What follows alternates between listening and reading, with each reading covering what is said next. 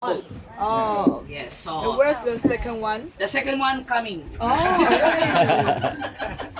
The second one is there. Yeah. So our boat captain today is Jerry. Jerry, That's the this name is of our Jerry. boat captain. Oh, Jerry, handsome. Yes. For emergency equipment, Yes. Matthew already bring our oxygen kit. That's gonna be the blue one. And then the one on the red is our first aid kit. Oh, Just in case we need. Hopefully we will not use it. okay. Okay? For Okay. if you need toilet over there. Okay. Another first aid kit over there. Toilet everywhere. Toilet everywhere.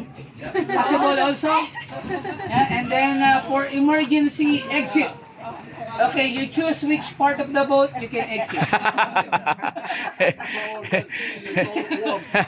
Okay, so we have your equipment in here for snorkeling.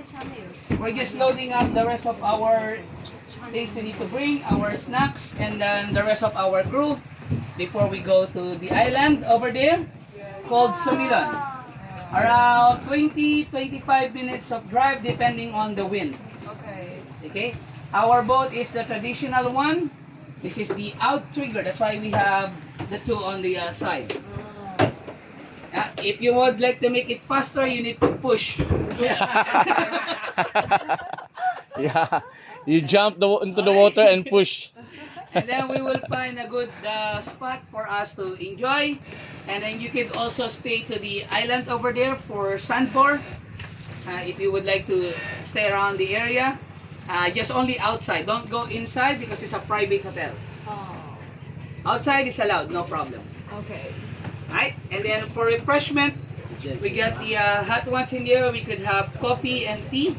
Oh, And then water. If we need more, plenty in the ocean. Alright, by the way guys, this is Matthew. He will help us as well. So I'm bringing more guys. Okay. Alright, you have any questions so far? No? No? Yes. We can catch fish and eat. We can catch fish and eat. Sashimi. If we can, yes. Yeah. Why not? Yeah, if it's a fresh one, if it's a big one, it's good for sashimi. Do you have wasabi? Soy sauce, please. Kikuman? You take a wasabi. Wasabi also? Oh, we don't have wasabi.